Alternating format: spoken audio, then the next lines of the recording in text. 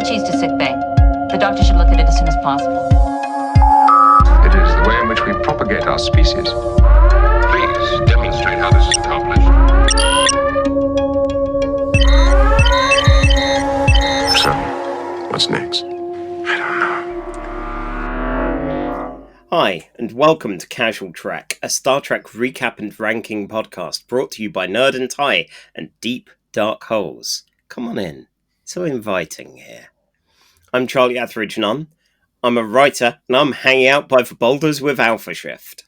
And I'm Marsby Lobato, a science fiction writer, and I'm hiding behind the rock with Delta Shift. Good luck with that one. So, Delta Shifters. Oh, dear. More trouble than they're worth. Anyway, each episode we watch stories from 3 different Star Trek shows and rank them on a big list of best to worst. And this episode, we're going to have a look at that favourite location in Star Trek, caves, for when you don't have a nearby quarry to film at, and you want it to be an alien world anyway. So, before we go on, Mars, what non-Star Trek thing have you been enjoying since we last spoke? So, Charlie, I recently reactivated my HBO Max subscription so I could watch Lazarus, the latest show from Cowboy Bebop director Shinichiro Watanabe. And I started watching the adult animated comedy drama Common Side Effects. Oh, yeah. Which is really good. It is about Marshall, who is a fungal specialist, who finds this blue mushroom, which when you take it, not only do you have incredibly psychedelic visions, but it will heal just about nearly anything, even up to the point of death. And of course, he wants to find a way to be able to produce this and get it out there, and Big Pharma don't want him to. Of course. I watched the first few episodes because I heard good things about it, and I was waiting for the moment when it was going to go full anti-vax propaganda. Because when you have a show or story dealing with the pharmaceutical industry and Big Pharma, you are waiting for that, well, you know, all vaccines cause autism or whatever. And it's like, no, it's not done that. It's kept the target like strictly at Big Pharma just basically pumping out drugs and drugs and drugs to becoming obscenely wealthy. The character designs are a bit weird. They look like if you try to make South Park character designs look like traditional 2D animation. Weird. So that's very off-putting. But on the whole, I've been really enjoying it. It's definitely, for an adult cartoon, it definitely is more into the drama than the comedy. But also, it's executive produced by Mike Judge, and he voiced a few of the characters. And you have a character who sounds like a dumber Hank Hill. Wow. I've not heard of this at all. Oh, so yeah, I've no idea if it's available over here, but yeah, sounds interesting. It's pretty good. The first season's only 10 episodes long, and the fact that I've watched 8 in the space of 2 weeks, given my notorious inability to watch television on a regular basis, should say a lot. Lazarus, the show I originally resubscribed to HBO Max for, I have yet to start watching. Okay, wow. So some things never change. Yeah. Okay, keeping that up then, at least. Yeah. So, Charlie, what non-Star Trek thing have you been enjoying? So, I have been playing Cyberpunk 2077.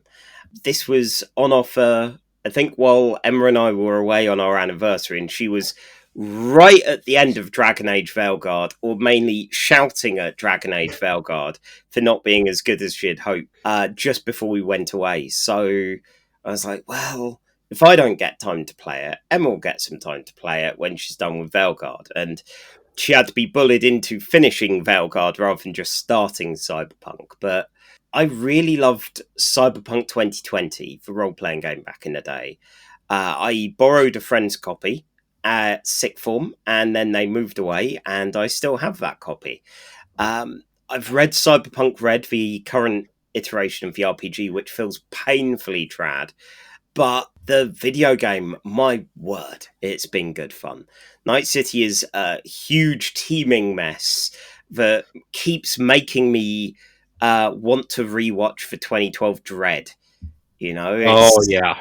Like the apartment building your character V starts in, is exactly the buildings from like the blocks in Mega City 1 in that film. And it's bright, which I don't know, in my mind's eye running the RPG it was always dark and dingy and neon and all that. But it's bright and weird. It can be funny at times, and one of the real joys I've found, and something I'll be mentioning in a blog post soon, is actually the joy of sharing the experience. As Emma started playing it with a V who was like formerly Corpo and has a very specific way of playing, and I'm a Nomad V who is generally both a lot louder and a lot knifier than Emma's.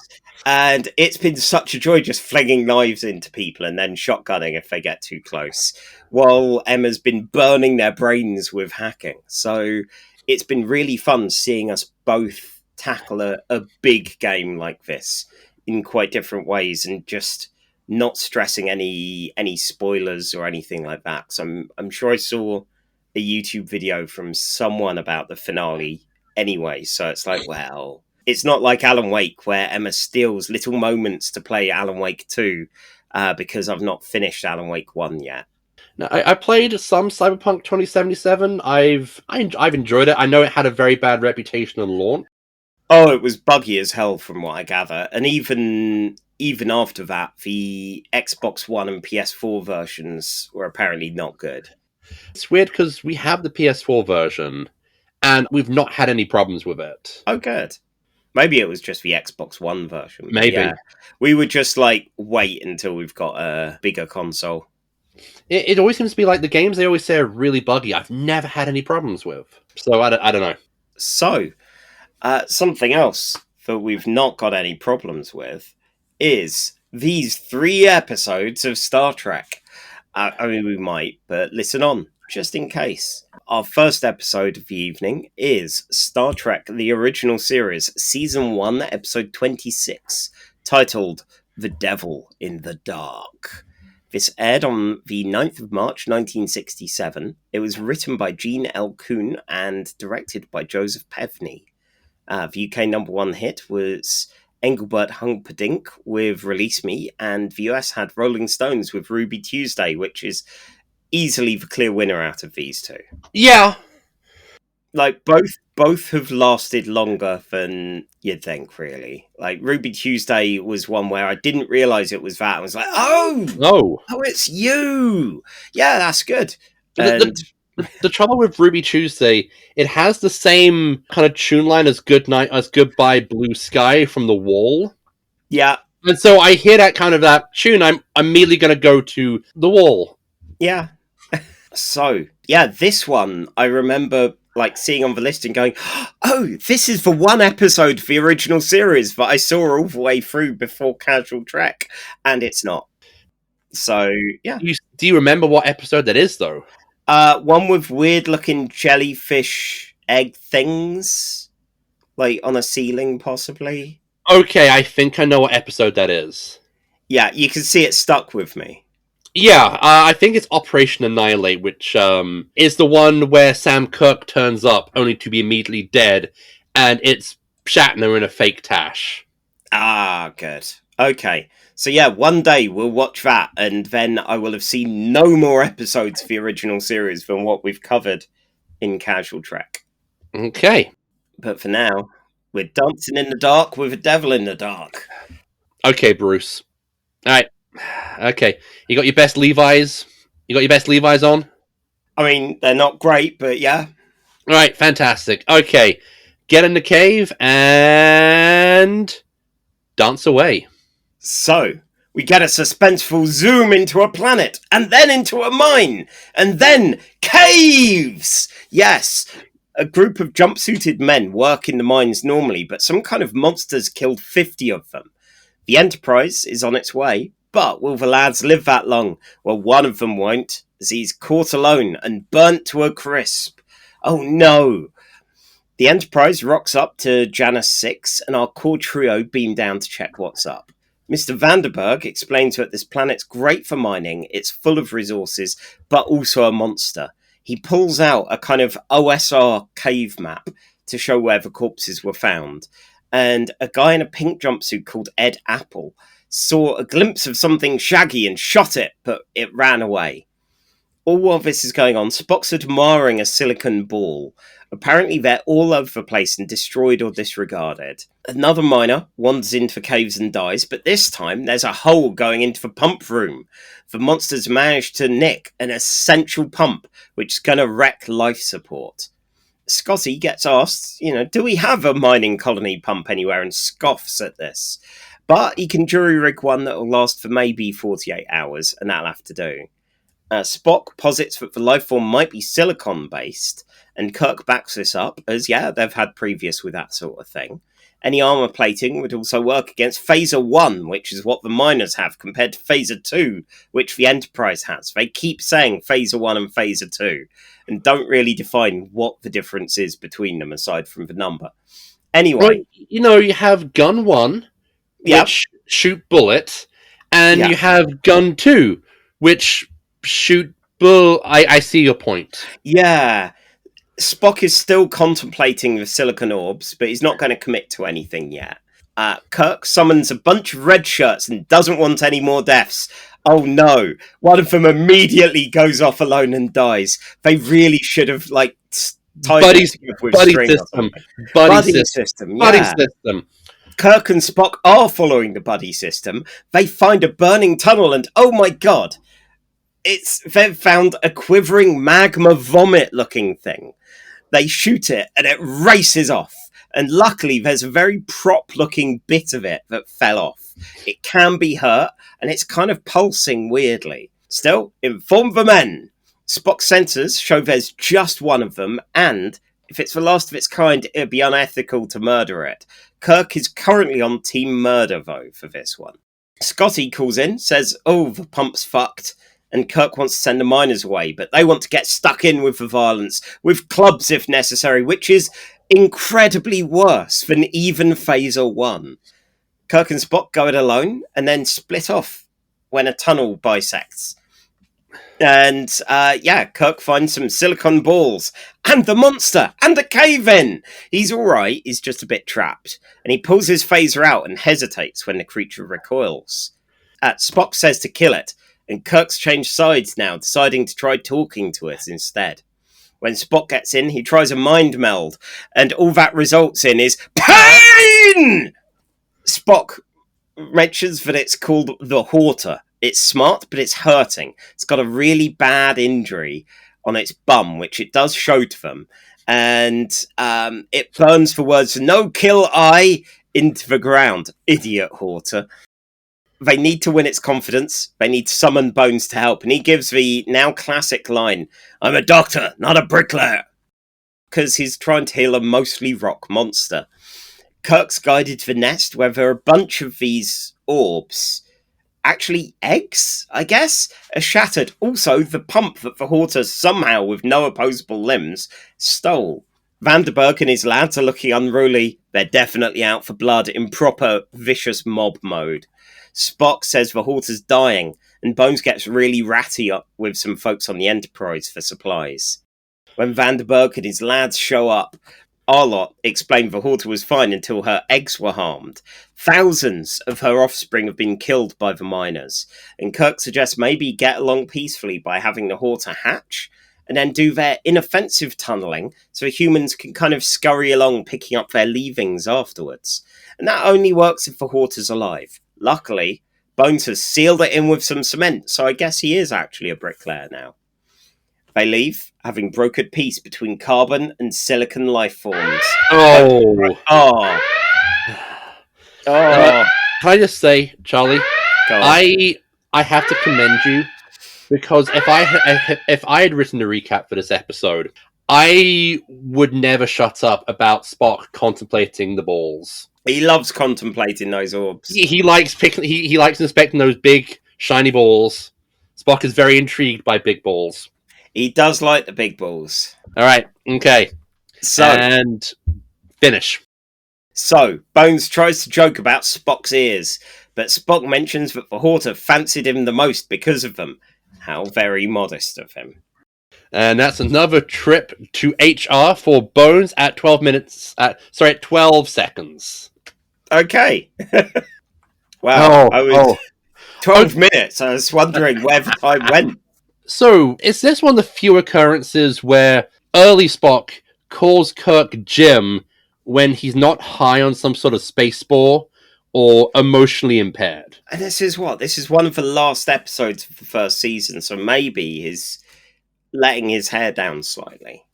I did notice that, the moment Kirk's in danger, he is all about the Jim. Yeah, well, maybe it's just letting that emotional side come out as little as it is.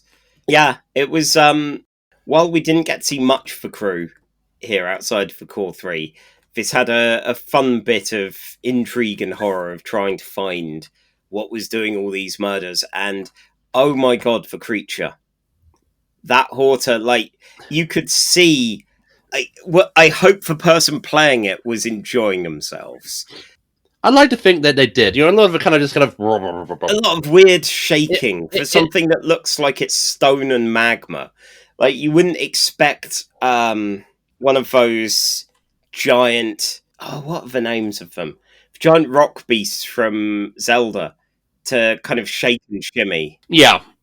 I can't remember. Oh, the Gorons. Yes. Well, not even them. The ones that are literally just big moving rock. Because this is kind of like the magma one of them. Gotcha. I don't know. It would be in Pedant's Corner. Oh, yes. The Horta was a fantastic design, even if at times it looks like a microwavable pizza I particularly burnt. Yeah. I was thinking it was I think I wrote on my notes, it looked like a particularly heinous sick. Which I've had a few, mainly after Strawberry Daiquiri night went way too far, and I was just throwing up red after that. But yeah, this looks like someone's had a really rough meal, a lot of alcohol to wash it down, and it's come back up vicious. Yep. Oh. So yeah, I loved that. Yeah, that look of it. This was a lot of fun. I think this is one of the TOS, when I felt like watching an episode, it's just I'm going to watch this one. It's a nice little self-contained story, got some good acting, got caves. Spock, very curious, Spock's doing a lot of thinking outside the box, this one. Yeah, I get the intent of having a bit of suspense of oh no, the balls are eggs, actually. But yeah, normally I'd expect him to be a bit more open with his hypothesis. Thing going, well, obviously this is silicon, and that means, if that's a silicon-based life form, these aren't just manifested here. These aren't its leavings. These are its offspring, which apparently only one survives long enough to hatch and train all the others. It's a weird life as a Horta. Yeah, I get the feeling that after McCoy was just making fun of him, Spock was like, you know what? Fuck you. I'm not saying anything. Yeah. So, given the eggs were apparently bouncy balls painted gold, do you think these might have had any influence on the Marvel Comics character Gold Balls? We can only hope. We can indeed. Yeah, it's been a while since I've read any comics with Gold Balls in, but I'm hoping that on his first appearance we just catch in the background he was watching this and was like, hang on, I make these balls made of gold, which are also weirdly eggs. Yeah. That's just Jonathan Hickman putting more thought into Gold Balls than Brian Michael Bendis ever did. Oh, yes. And yeah, looking at the notes here, apparently Shatner's father passed away during filming here. And he kept filming for the initial stuff, but a stand-in took over for reshoots. I did not notice that at all. No. Which might be a kind of, that's a good sign from the episode itself. And this is one where I wasn't actually on a train watching it on a tiny screen. It was nice, big TV job for this one. Believe me, normally with this show, when it cuts to their stunt double or a stand-in, you can tell. Oh god, yeah. Yes, also, another thing is, this is the only episode that has no speaking parts for women. Which, yeah, here's the one that you want with sexists. So there you go. It's the only one you got. I mean, do we count No Kill I as dialogue? I mean, is the Horta is The Horta is female. the Horta is female? Spock genders the Horta straight away. I hope that's a consensual gendering from from Spock. Yeah, I admit I was in hysterics when I saw the No Kill I. It felt very unnecessary. It's like, we get it, Horta. We get it. How have you learned to write in English? Clearly from the mind meld. Apparently so. Not Vulcan, though. No, I mean, given that Spock goes into like Horta beat poetry. Oh, I tried listing some of those lines off and couldn't. It was, yeah, there was some good weird bits from there, which pretty much still mostly go to pain. And, the pain! And yes, their chamber of tomorrows and things which were destroyed when they're like, oh yeah, the pump which it's somehow acquired. Yeah. Like, maybe it's just all hands underneath the kind of weird goopy mess. Were you expecting Kirk to accidentally just step into a Horta egg as he's climbing through the cave? I was just waiting for the moment where he's just like, crunch. Shit. I mean, maybe that was done off screen and it just brushed it away, going, look, they've killed thousands. It's sad, but one more, It's not the end of the world. Weird unintentional colonialism here, where the settlers go, oh hey, we found an intelligent species to whom this planet is native. Let's make them do our job for us and get incredibly rich. I mean, both of them, it seems to have been an agreement for Horta has come to with them. Admittedly, possibly in the leave my offspring alone, you fuckers kind of way. So it may not be the best agreement that's been reached there, but good news is there's thousands of Horta. They can at least burn the miners if they need to. I think I seem to recall from one of the Star Trek novels I have read, of like the handful I've read, one of the Horta babies actually joins Starfleet and is sent to the Enterprise. How does it exist? I don't know. I assume like to have a suit? Rocks? I don't know. Because like maybe the burning is something that it doesn't do naturally, like it secretes something. Yeah, maybe, because Spock actually has to touch it at one point. Spock touches it, and he seems for the most part fine. Yeah, no different than normal. Yeah, like it's not burning through the floor. Yeah. So, and it can burn No Kill I in the floor, so clearly the Horta can turn it off. Yeah, I'm trying to imagine it in a Starfleet uniform now, and it's a weird visual. Fans for the show, if anyone wants to send in a picture of it, then... I remember that the Horta tells McCoy that its mother sends its regards. Aww. And I do actually have a DS9 book somewhere in the Doom pile where a bunch of Horta eggs go missing because they were going to get sent to a mine on Bajor, and they get lost somewhere in Deep Space Nine, and shenanigans ensue. Hang on. God, I had no idea there was so much Horta material out there. Do you know how many Star Trek novels you can find in any secondhand bookshop? They, no pun intended, mined everything. Of course. Hang on a second. I mean, at least it's not one of the many, many TOS novels, which is someone's very clearly edited Kirk Spock / fiction. Oh dear. Okay, here we go. Devil in the Sky. Commander Sisko must face a horde of hungry aliens, consuming Deep Space Nine, trademark, from within. Oh. Written by Greg Cox and John Gregory Betancourt. The Hortas of Janus 6 are the greatest miners in the galaxy, capable of burning through solid rock the way humanoids move through air. Recruited to help rebuild Bajor's devastated mining industry, the Hortas could provide new hope for the planet's struggling economy. But when Cardassian raiders abducted the mother Horta, Commander Sisko finds himself stuck with 20 Horta eggs, and then the eggs begin to hatch. While Major Kira leads a desperate rescue mission deep into Cardassian space, Commander Sisko faces a ravaging mass of newborn Hortas, uncontrollable, indestructible, and eager to consume Deep Space Nine, trademark, itself. Oh my god. You know what, I'm actually going to pop that right there, and I might actually start that tonight. That sounds kind of fun. Yeah. Wow. Okay. I'm just seeing on Memory Beta. There definitely are images of Starfleet Horta. Okay, good. But good. yeah, good. Like, we don't get to see non-humanoid races a lot in Star Trek because money. But usually when we have, they tend to be pretty impressive. Yeah. So, speaking of pretty impressive, we have a big list of best to worst Star Trek episodes and films, going 159 entries long. One last thing. Is this the first time we get the I'm a doctor, not a blank, blank, blank catchphrase, or have we had it before? I'm sure we've experienced it before, but we're experiencing Star Trek in non-linear time, so I genuinely don't know. Like a wormhole alien. Yeah, that's the excuse I'll use. Yeah, it's more fun that way. Yeah, anyway, our big list, 159 entries long. Our number one spot is Star Trek II, The Wrath of Khan.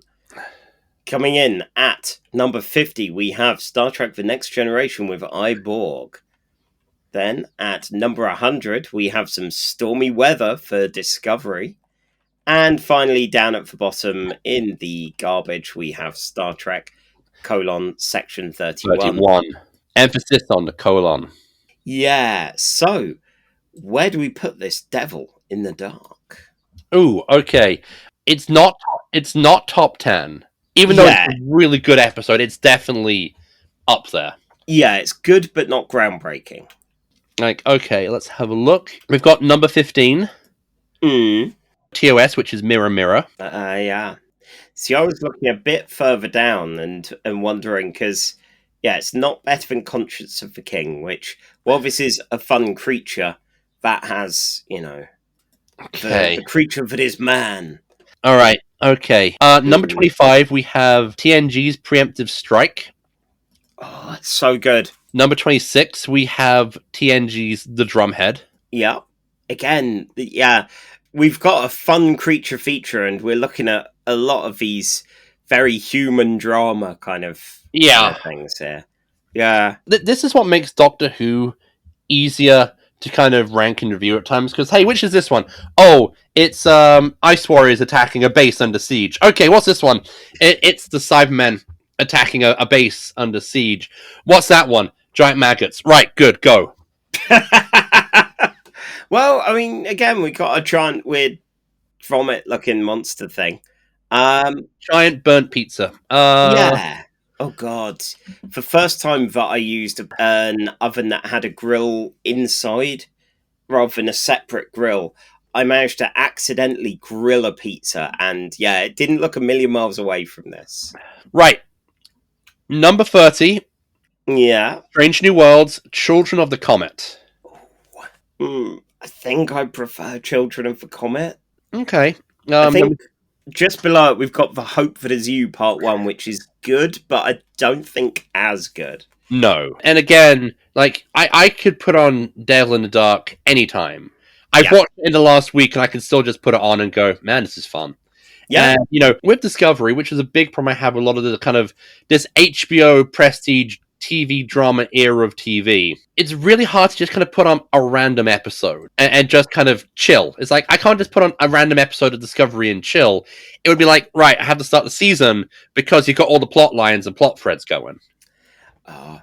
Yeah, I mean, I enjoyed The Hope That Is You.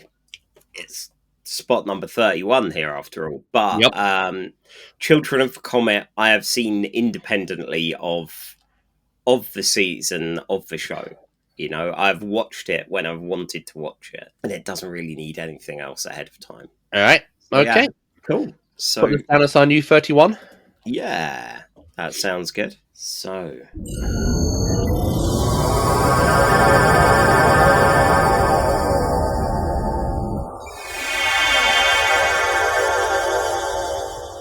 our second episode of the evening is Star Trek The Next Generation, Season 4, Episode 9, titled Final Mission. It aired on the 19th of November 1990, teleplay by Casey Arnold Ince and Jerry Taylor. I think it's possibly our last Jerry Taylor Story by Casey Arnold Ince and directed by Corey Allen. The UK number one hit was The Righteous Brothers with Unchained Melody, and the US was Mariah Carey with Love Takes Time. I didn't really care for either of these. It took me while the Righteous Brothers song started playing, I was like, this sounds very much a throwback to the 50s. Then I did some research, like, oh, this Ghost was the film that was really popular this year. Yeah. Because this is the song from the one scene from Ghost that everyone remembers. Yeah, you know the one. You're probably picturing the one. Yeah. And yeah. Although for me, I mostly remember the cover. Sorry, go. I said, it's probably the one on the VHS cover for Ghost. I can't remember. Probably. Yeah, I mostly just remember Robson and Jerome covering it, which, yeah, is, again, another sign of my old age. And yeah, the Mariah Carey was not... It felt like it's not her at her full power yet. No. By full power, I mean belting it out. And yeah, horrifying people when they're having to work at Christmas. Yeah. Yeah. Although it is nice to hear a Mariah Carey song which isn't that one. Yes, that is good. Although the way you made it sound like she's not yet at full power made her sound like she's a character in like the latter half of Dragon Ball Z.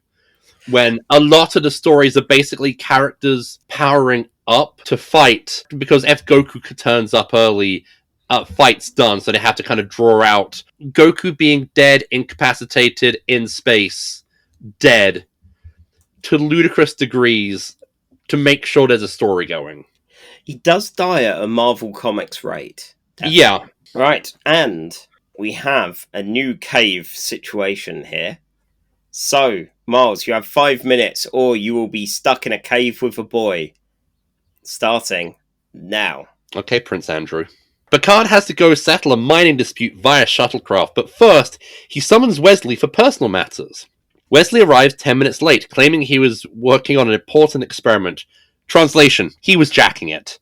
Yeah. With some very volatile chemicals. Translation, he was trying butt stuff.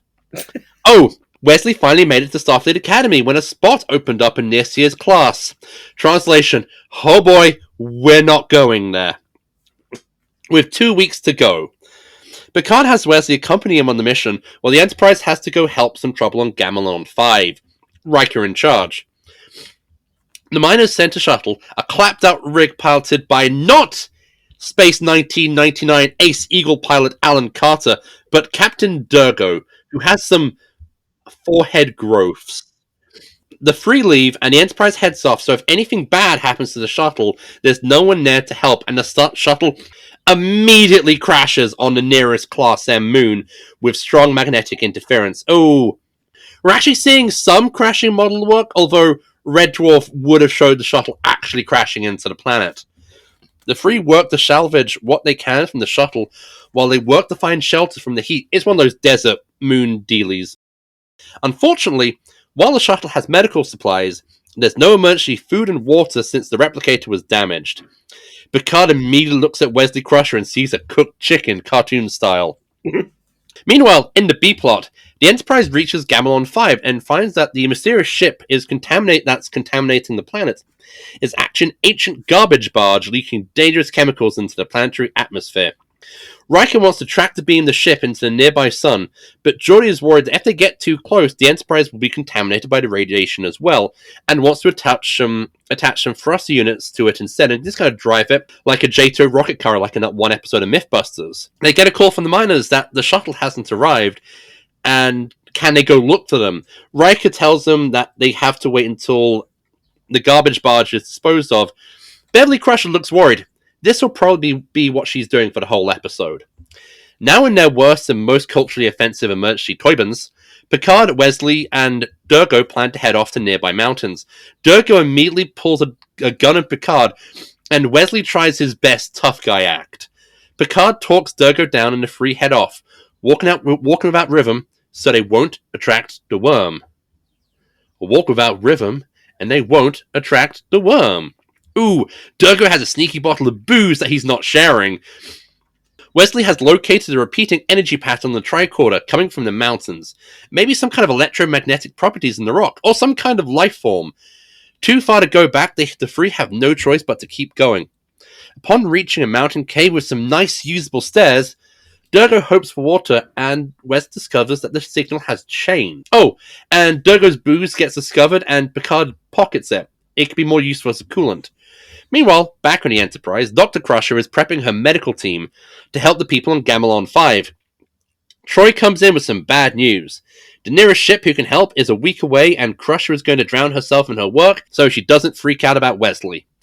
Geordi has attached the thrusters to the garbage barge, but all it does is actually damage the barge more, and now they have no choice but to tractor beam the barge themselves, risking radioactive contamination on the Enterprise. Deep in the caves, they find water! Great! But the water's trapped behind a force field. Not great! Durgo fires his phase with the force field, and energy being rushes out of the caves and causes a cave-in. Wesley's about to get squished, but Picard pushes him out of the way and gets caught and gravely wounded in the rockfall of about 5 to 10 tennis ball-sized rocks, fracturing his arm, breaking his leg, and more than likely a really bad concussion. Durgo thinks there's probably internal bleeding and that Picard won't survive. Wesley tries to comfort Picard, but Picard tells Wesley that he's going to get worse and that he needs to be able to stand up to Durgo himself. Radiation levels on the Enterprise are getting worse. The non-essential crew is sheltering deep in the ship, but they need to go faster, or else the poisoning is going to get worse. Geordi tries to increase the speed, but it's causing the tractor beam to destabilize, and there's no choice but to enhance the power of the fusion reactors because that radiation is going to get fatal in about 35 minutes. Back in the cave, the energy creature has webbed Durgo's phaser up like Spider-Man! Oh no! It's 5 minutes. What a phrase to end that with. Back in the cave, the energy creature has webbed Durgo's phaser up like Spider-Man. Wesley theorizes that the closer they get to the water, the energy readings rise in the creature, some kind of sentry will react. Wesley needs to find a way to manipulate the energy readings so that they can control the sentry. Durgo wants to start blasting. Wesley wants to apply the scientific method, but Durgo just goes ahead and starts blasting. Wesley sets his phaser on automatic, the creature arrives, but instead of going for Wesley's phaser, which was on maximum, it goes for Durgo, killing him straight away. Well, guess you don't need to learn how to grow a backbone, Wesley. Mm-hmm. On the Enterprise, it's not going well. They've boosted fusion reactors to increase their speed, and with just seconds to spare, they're able to shoot the barge into the sun. It's getting cold in them caves. Wesley heats up some rocks with his phaser. Wesley apologizes about not standing up to Durgo, but Picard passes out. Wesley tries to keep Picard awake and alive by telling him about the good old times. You remember when you told me to shut up, Wesley? Good old times. Telling him about a time when Picard opened up to him. Picard regrets bringing Wesley along, doing it because he was worried that he wouldn't see Wesley again. You know, it's not like all of Wesley's friends are on the Enterprise, and his mother's there as well. Wesley tells him that he's lived more in the last 3 years than some people do in a lifetime, and he was lucky to serve with Picard. Wesley admits that everything he ever did was all to make Picard proud of him, and damn it, he's learned not to quit. So don't you quit on die me, Jean-Luc Picard, and Wesley won't let him. The Enterprise is now able to search for the shuttle. They found a debris and have set a course to search one of the moons. Back in the cave, Picard is muttering to himself deliriously as Wesley works, forgetting where they are. Wesley has an idea. Picard doesn't think he's going to make it. But he has so much he wants to tell Wesley about the Academy, including Boothby, the groundskeeper. Picard envies Wesley being at the beginning of the adventure as Picard readies himself for death. Except, telling Wesley that he was always proud of him. Except for the shut up Wesley moment. Wesley has taken his communicator and has jerry-rigged himself a way to control the sentry. Wesley succeeds and is able to get the water needed to keep both of them alive until the Enterprise finally comes and rescues them. Picard asks Wesley why he's in such a dirty uniform, and Wesley tells Picard that he's not looking so great himself. Picard shakes Wesley's hand and tells him that he'll be missed, because, well, I guess Wesley's spending the next 2 weeks in solitary confinement for dirty uniform. I don't know. Probably. Wow, that's 2 minutes and 55 seconds. So, Miles, like me, you are painfully British. Yes. Yeah. I could feel when Picard was saying about being proud of Wesley. he could not have said that unless he was on his deathbed. Pretty much. Yeah, and I had that feeling of, oh no, about myself with that. It's like, shit. Okay. Yeah, I didn't know whether you had similar feelings of relating far too much to the. Yeah, there is very much that kind of like, okay, men can only admit their feelings when, I don't know, they're on their deathbed or they're about to die or, they're stuck in a cave with Will Wheaton. Yeah, and I loved Nick Tate in it. He was very good fun. Proper weasel energy Yup. going on. And, I always like a good weasel. Do you reckon Picard took a sneaky nip or two from that booze that he saw? Oh, come on.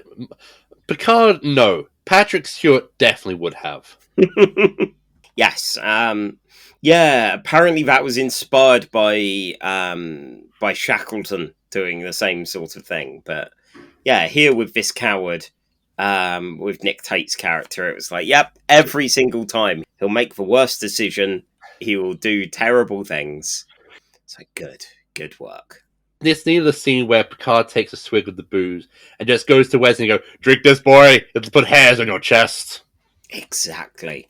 Yeah, this was one of those ones where it felt like the challenge wasn't as much of a thing as, the character interactions in the cave between Wesley, Picard, and Nick Tate, who I admit, in my notes, I only ever referred to as Nick Tate. Nick Tate, okay.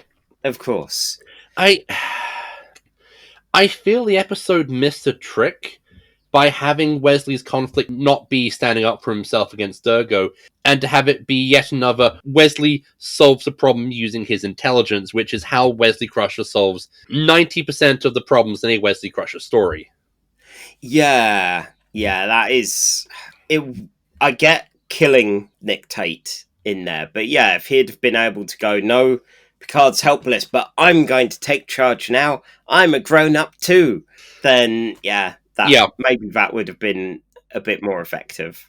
Because this is Wesley effectively being written out of the show, apart from his once a year contractual reappearance. Yeah, which I think we've covered one because it's the game, craptacular as it is, but still so much fun. Yeah, that one's good fun. I don't know, this one was entertaining, but I think it's probably our weaker of the evening. Yeah. And, it's not that Will Wheaton is bad at this. It's just, Wesley is still a bit wet in general as far as writing. I was actually thinking about this this last week. It feels like season 1, they try and do more. They feature Wesley a lot more. Probably because, I guess he's the kid viewpoint character, but either just they responded to the negative reactions to the character, or they just had no idea how to write him in a decent way that he kind of gets sidetracked. It feels like he gets sidetracked from season 2 onwards. Yeah, it definitely has that vibe to it of, they don't know what to do, so they're going to leave him alone. Maybe they'll have him in the background or, kind of just on the bridge manning the con. But yeah, it's kind of a shame, but... It's definitely a shame because, Will Wheaton is a good actor. He's great in Stand By Me and other stuff. You can see why Roddenberry would try and snap him up for Star Trek. It is that thing of you have a character who is definitely trying to be the viewpoint character and the audience hates him. Yeah.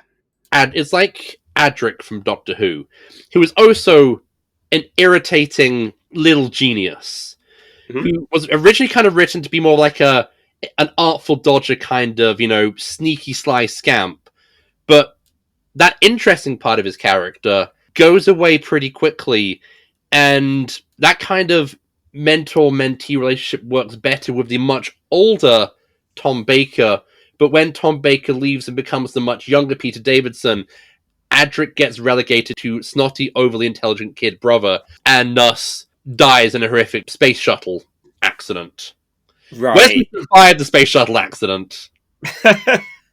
Yes, yes, he did. Yeah, that kind of thing does feel odd and a bit like a changing lead actor to play off of, and changing creative teams, and that is going Yeah. to really shake it up. With here, the creative teams we're getting at this point, most of them aren't people that were around on season one. Yeah. And a lot of the reception to Wesley in season one was terrible. So I get the kind of, no, just let him go. Let's let him go.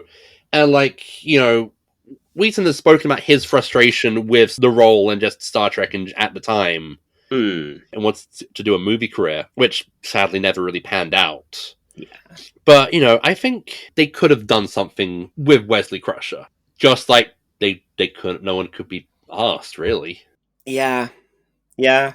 And yeah, this episode feels like, while it is intended as a nice send off, and for Picard to go from, oh, I hate children, to I respect you, but only on my deathbed. If anyone Yeah. asks, I never said any of this.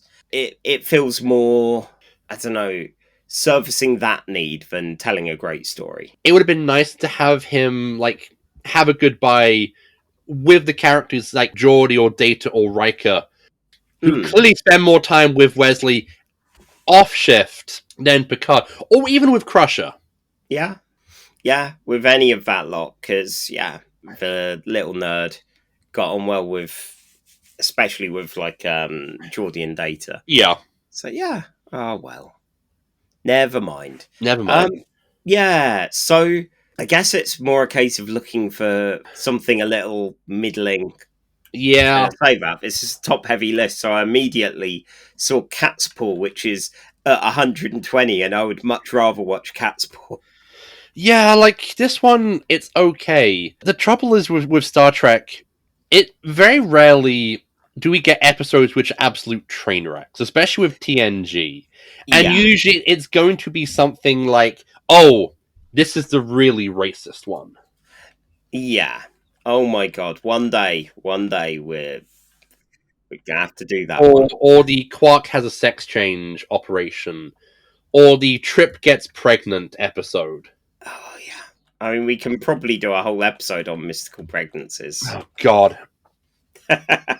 So, this one's crime is, this is episode 9 out of, 22, 23. It's not all gonna be perfect. And this one, I think it's all there. I just think the focus wasn't. Yeah. Yeah. It's all there. Unfortunately, the all and the there aren't great. The B-plot is serviceable. It's an excuse to get the crew away. To get the rest of the crew away. But, imagine if this episode had just been, a two-hander with Picard and Wesley. You could have potentially had something really dramatic. Yeah. But, it's the problem with science fiction is that you can't have your science fiction story be a two-hander between the captain and the young child who looks up to him and has come to mean so much to him. And you can't just have a two-handed drama. You had to have some actual plot and some sci-fi stuff. Yeah, it's not like those two-hander episodes of EastEnders where you go, yep, someone arrives in someone's kitchen, so put the kettle on, and then you've got 30 minutes of tense arguing. Or just the one episode of Only Fools and Horses where Del Boy gets his hand on a bomb shelter, and 20 minutes of the episode, or actually no, to bring up Red Dwarf, which I referred to earlier, which is the episode Marooned, when Lister and Rimmer are marooned on an ice planet, and it's just them for 20 minutes. Oh, that is a... Talking about how they lost their virginity, or just them just trying to keep each other going in this terrible situation. And that's amazing. Okay, there's the science fiction stuff of how they got on the planet, but most of it is basically a comedy drama between the two people who hate each other the most, just trying to survive. Yeah, I mean, with this, maybe if Durgo was a more interesting kind of foil and third party in it, then that would have been stuff to play off. But yeah. It's Picard's oh, Wesley, you have to stand up to Durgo. And you're okay. And Durgo dies in 5 minutes. Yeah. That said, at least Nick Tate enjoyed it enough to appear in DS9, Yeah. and he was great in that. Like, he's really good at being a lovable arse. Yes. Unlike in Space 1999, where he plays, like, I would say, a square-jawed type who just wants to leave. Yeah. Yes, every opportunity that we've seen so far. Okay, so definitely under Cat's Paw, which is 120. We do have, oh god, actually, yeah, we've got Space Seed a little further than that. Speaking 123 with some more blackface. At 124, we have some more surrogate fathers and sons with the Changeling, where Kirk adopts a powerful space probe as his metal son. Yeah, I don't know. I think I prefer the metal probe. Yeah. Like, again, I've nothing against Will Wheaton the man, but the metal probe for me. Wesley just doesn't work. Okay, Beyond the Farthest Star, the first one of the animated series with the big alien ship, and Okay, underneath that at 126, oh god, we got to do it, even though my voice might not hold up to it. On the count of 3. yep, 1, 2, 3. Alamarine! Move along home. That's definitely better. 100%. Okay, Space Amoeba. Oh shit, like the Space Amoeba. Impossible Box. It's actually some good drama. Yeah. Let's Sleep in Borg, number 129, which is Let's Sleep in Borg Lie, which is the Prodigy Borg episode. Fantastic use of the Borg. Yeah. Good use of Borg, good use of Zero being part of the hive mind and how that interacts. Okay, look down at 135. Oh, hello. We've got Justice. Which is, what's the episode about? It's about Wesley ruining the trip to Planet Fuck. Okay, which episode is better? Wesley ruining a trip to Planet Fuck, or Wesley Crusher does one last mission? I mean, I have to tell you the truth about this, because I'm in Starfleet, and they don't lie. Yeah, Justice is better. Okay, I think that calls it. Okay. Wow, so what is our 136th entry here? Oh, good. And on the off chance that Will Wheaton ever listens to this, which I doubt, but Will, we love you. Yeah, and you know, when winter comes, I kind of want one of those terrible Wesley Crusher sweaters. Yeah, they look so cozy. They do. They do.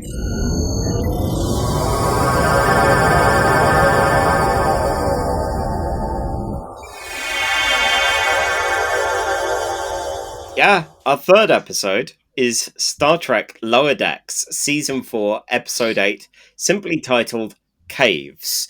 And it proved as the inspiration for this entire episode, given its subject matter. It aired on the 19th of October 2023, written by Ben Rogers, directed by Megan Lloyd. The UK #1 hit was Kenya Grace with Strangers, and the US with Doja Cat's Paint the Town Red. Strangers left my head almost as soon as I stopped playing. Yeah, and Paint Town Red, it's one of those tricky things of going, it is just making me think of what it's sampling, really. But yeah, it's fine. I don't know if I've actually heard much Doja Cat before this. But yeah, it's alright. I have to agree. Alright, okay, so animated... Three minutes? I think was it 2.5 minutes? I can't remember. Either way, go right, for it. I'm going to give you 3 minutes. Sadly, we do not have the Legion of Superheroes charter, kind of equivalent for Casual Trek. I'm with Legion of Superheroes. We don't lie. I mean, they do. They lie. They mostly prank Superboy in those early years and make him cry a lot. Lie, cheat, steal. Okay, anyway. Right, okay, so, you have 3 minutes to talk about caves. So, the gang are back together. Boimler, Mariner, Rutherford and Tendi have been away from each other for a little bit, and they're very excited until they find out it's a mission to go and examine some moss in a cave. Mariner despairs at this, but Rutherford and Tendi love it, the big nerds. Then there's a cave-in, and the moss starts glowing, and it's growing, and it eats one of Tendi's shoes, the freak. How do they get out of this? Well, while they put things together, they're going to have a flashback episode, because caves happen a lot in the Star Trek universe. So, Tendi does keep trying to bring up when they all got stuck in a turbo lift and told that's not relevant, that's a lift, not a cave. Boimler's flashback is on Chiron 4 when he was stuck in a cave with Steve Levy, a conspiracy theorist who keeps blaming everything on Vendorian shapeshifters. Levy causes a cave-in and Boimler has a go at him for his terrible theories. No, Wolf 359 was not an inside job. Yes, Q exists. And no, Picard's not a hologram. This annoys the Vendorians, who are real and are testing them. They've failed the friendship test, but when they find out Levy's a big fan of theirs, they have a nice meal of bugs before going on their way, and Boims is still friends with Levy now, disgusting everyone else in the present. Rutherford's flashback is on Balcus 9, when he and Tana got stuck in a cave after their alien guide died, when a giant Graflax attacked them. The guide touches Rutherford, impregnating him with her clone. The birth is thankfully a cesarean, and he alternates between scouting and raising the baby with Dr. Tana. She's not as keen on being a parent, but comes to like him. The baby, that is. Graflax watches this, and when Rutherford gets his tricorder to translate, turns out it's also a parent. It helps guide them out, and everyone's shocked that he never told them he was pregnant. Mariner's flashback is on Glish, where she crashed with Delta Shift, the loathed night shift. They need some Purgium to fix the shuttle, but the closer they get, the older they get. Asif's broken his leg in the crash, and he's the youngest, so he's goaded into hopping over towards it, getting worse and worse, even losing his leg horribly. An old Caravitas and Mariner finally talk over their differences, which mostly boil down to their shift work patterns. While this happens, Amadou finds some Purgium, which makes him younger, and that's a lot less horrifying to go near. They can leave, but Asif still lost his leg. Mariner is now friends with Delta Shift. The group all bicker about how they've grown apart as the predatory moss closes in, and Tendi brings up her flashback. It's just after the pilot episode, and the group were drunk, stuck in a turbo lift, and had a nice bit of a chat, played some games of throwing stuff at Boimler, and then crashed out as one happy little group. It was a nice time. Oh. Shax burst through. I'm sorry. That's right, you've just burst through in the style of Shax. So Right. that's fine. Okay, timer set and go. Shax bursts through to rescue them. The moss is touched by this story. Oh yes, the moss is self-aware. It wants some more stories and will even let them live. If anything, it's flattered by the scanning that's going on. Some nearby rocks shapeshift over into the forms of those Vendorians. Oh, those scamps. Yes, this was another test and helped show the group's enduring friendship. Aww. Aww. 32 seconds. Okay. Yeah, I gather the Vendorians are actually a thing. Yeah, I think they turn up in the animated series. Okay. Yeah, I mean, they look very much like they couldn't have been done on a regular Star Trek budget. But yeah, I like these kind of fake clip episode type things with this, and yeah, it's still manages to ride that line of lovingly ribbing Star Trek by going on about how the caves all look the same. They'll have weirdly flat floors as if you need to move dollies around on it and stuff like that, in a way that likes all of that rather than going, oh, you know, kind of sneering at it a bit. So yeah, I don't know if we see Steve Levy anymore, but I did wonder if he was named so because of Zachary, because of his conspiracy theorist mindset. Who knows? As the former Chuck / Shazam has got increasingly weird. Yeah, God. With him and Adam Baldwin, it does feel like fewer and fewer of the cast of Chuck are actually good eggs. You know, hopefully Yvonne Strahovski's still all right. But yes. Yeah, I liked the conspiracy theories of like, yeah, Wolf 359 was a conspiracy. It's, oh god. I mean, no, but I can see how people would entirely think Yeah, that. it is somehow comforting to know that even in the post-scarcity universe of Star Trek, there are still fucking morons. Yes, yeah, because this guy is a fucking moron. Yes, Yeah. he's right. It's one time. He would definitely be listening to Space Alex Jones. Yeah, yeah. What species would Space Alex Jones be? A Ferengi, clearly. Oh yeah, yeah. Same. Space Joe Rogan would be a pakled. Oh god. I mean, he's got the look Yeah. and the style for it. So yeah, terrifying.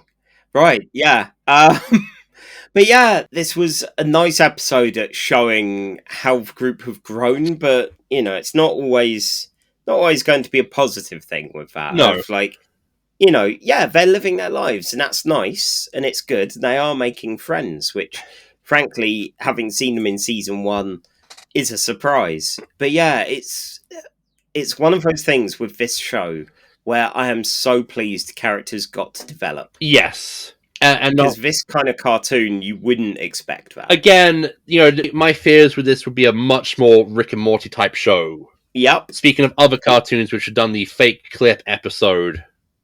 Yes. And yeah, with moments like the conspiracy theorists, like Rutherford's pregnancy, Asif horrendously losing his leg as he ages with it broken, healing wrong rapidly, and eventually just rotting and falling off. It's like this is grosser than I expect for a Star Trek, but you know, it fits the tone and luckily doesn't go full Rick and Morty No. with it. Thank God for Tendi, who is a ray of goddamn sunshine. As always, yes. Yeah, and that was a nice little moment. I think it was after the second time that she was told no about her anecdote. It's like, yep, yeah, of course, this is going to be the thing that in some way saves the day. Yep. Which, yeah, by appealing to the heart of the sentient moss. So have you ever worked a shift job? Not anything other than the kindest shifts. My old work was a phone line that either started at 9:45 till 5:45, 9 till 5, or 9:30 till 5:30. So I've never had weird shifts. Okay, so you've never had that, like, you've never had the weird friendship with the person who only ever see as they're leaving. No. I think my brother did a bit when he was at Sainsbury's doing trolley boy work, but I've never had that kind of I'm clocking out, they're clocking in sort of thing. Yeah, it's weird. It must be. Do you get this kind of fake enmity, or is it just you make up stuff about them? Well, I just tend to make up stuff about people because it's much more fun that way to say, like, that guy, you know, once emasculated a donkey. There tend to be rivalries between opening shifts and closing shifts at Starbucks. Because the opening shifts will be complaining about the fact closing shift didn't do everything, and the closing shift would be complaining that the opening shift didn't do anything to. Of course. The thing is, usually the opening shift actually didn't do anything and just left all for either the mid shift or closing shift. Because, they had to wake up earlier, thus they're pissed off about everything. God, the secret confessions of a Starbucks professional. Yep. Wow. But usually, like, that kind of tends to be how it goes. Yeah.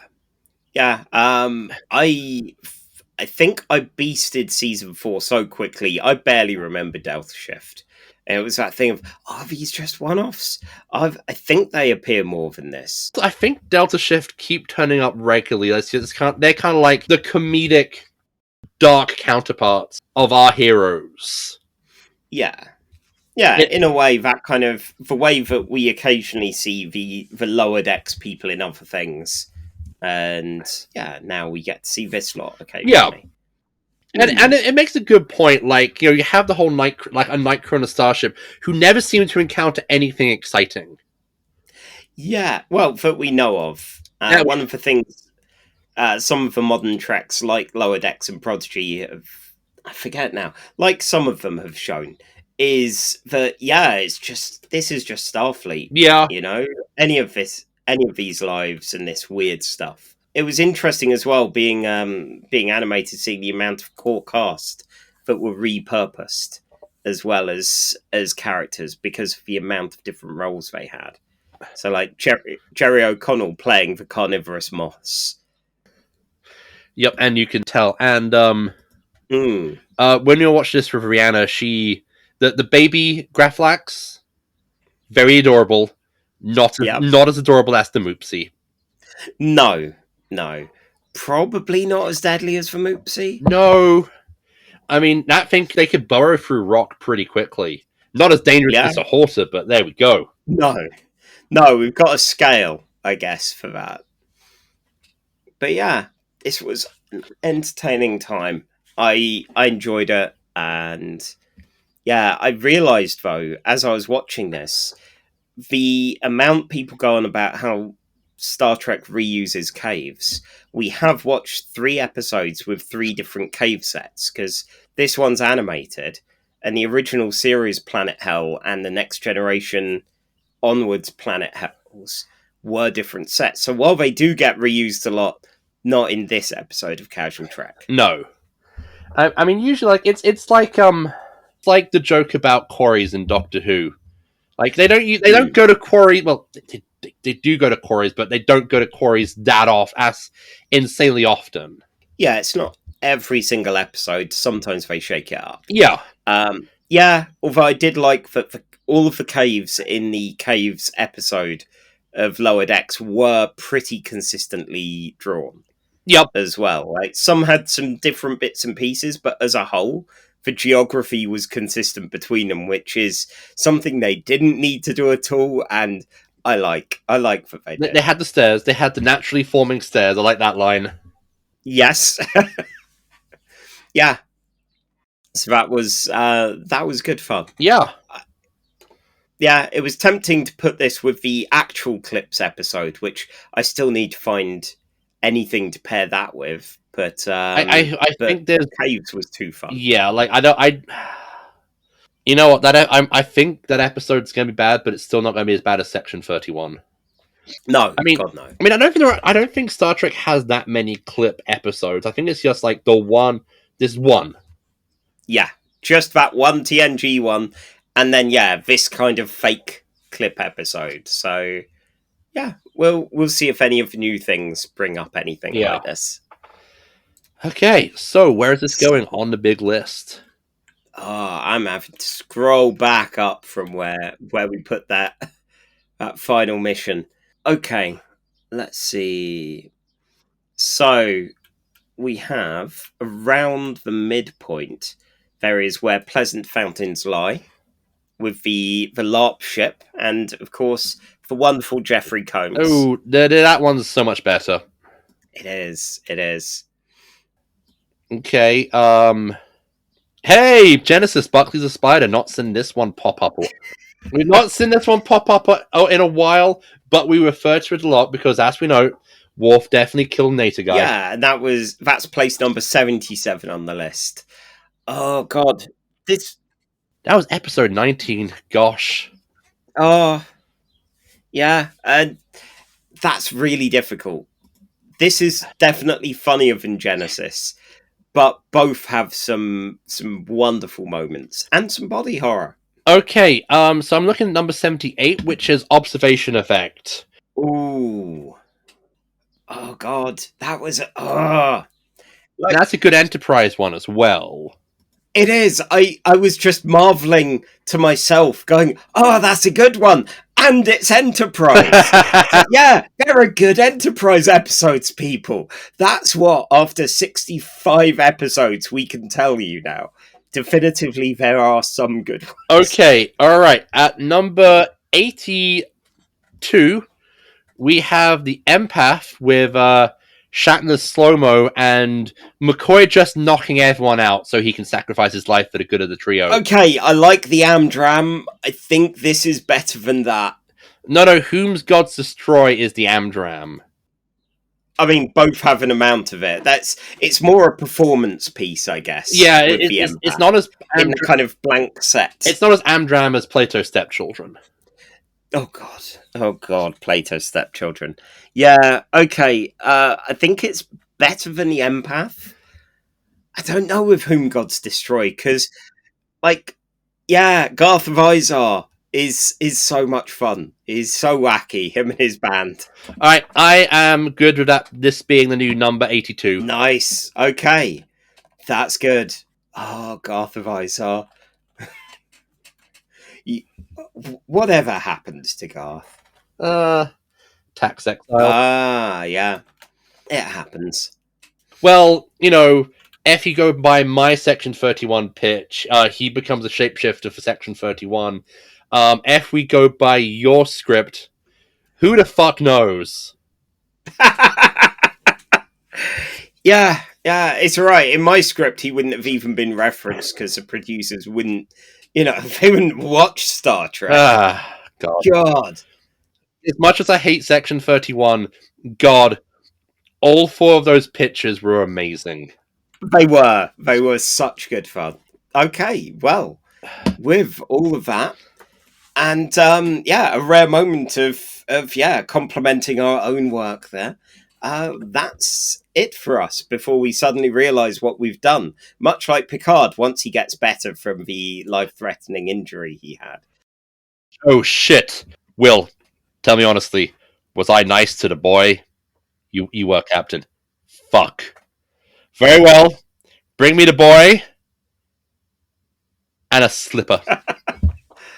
Oh no! I'm gonna go public school on that little bitch. God, if there's a captain that would, it would be Picard. Like, yeah, you don't want to even reference spankings at all near Kirk. Oh yeah, he's going to be way too into it. I don't know. Cisco wouldn't spank you. Cisco would just slap you in the face. Probably, and yeah, then Janeway out the airlock. Yeah. Archer, we don't like to talk about the episode of Quantum Leap where Sam Beckett leaps into a dominatrix. That didn't actually happen, but sometimes I wish it did. It would have been an experience for everyone involved. Because Al would have been into it. God, definitely. Anyway, while we all have that mental image, what are we doing next time, Mars? Well, next time, speaking of Cisco, we're going back to Deep Space Nine for a all Deep Space Nine episode as we tackle the first 3 episodes of Season 2 of Deep Space Nine, which was a loosely fitting 3-part storyline. Yeah, looking forward to seeing how that works. And like our Enterprise 3-parter, whether it's something we assess individually or all together, which I guess we'll only find out once we when we do it. Yeah. Cool. Well, until then, where can the good folks find us? Well, they can find me on my Blue Sky at milesreedlaberta.bsky.social. They can find us, the show, on Blue Sky at casualtrek.bsky.social. Or you can find me on my blog at mareedlaberto.wordpress.com. Yes, and for me, I'm also on Blue Sky at skychark.bsky.social. I am on Faked Tales, once again, talking about 2000 AD, and Who Dares Rolls, talk about role-playing games, and depending on when this comes out, enjoying a nice board game convention with some friends. And with that, go do a Starfleet. And, maybe stay out of the caves. But Charlie, we're trapped in a cave. Oh no. We've been trapped in a cave the whole time. Was there some kind of hallucination induced by being trapped in a cave with reduced oxygen or maybe weird pollen or spores or something? No, you started licking the moss almost immediately. We weren't even trapped in the cave. It was your licking the hallucinogenic space moss that caused the cave in. Look, you've got to try. You got to try the space moss. You didn't know. Okay, I'll give you credit. You didn't know it was a load-bearing moss. I didn't even know that load-bearing moss could exist. But my God, you kept calling yourself Doug Ramsey, king of the Technarch people, and then you ate one of your boots. Okay, as long as the boot wasn't Warlock, that's all right. No, the boot wasn't Warlock. And then you just started calling yourself Adam X the Extreme. I wondered why I've got this baseball cap on backwards. I mean, yeah. And then you grew hair. Right, I'm going back for some moss. No, Charlie, no! It's load-bearing moss! Yes!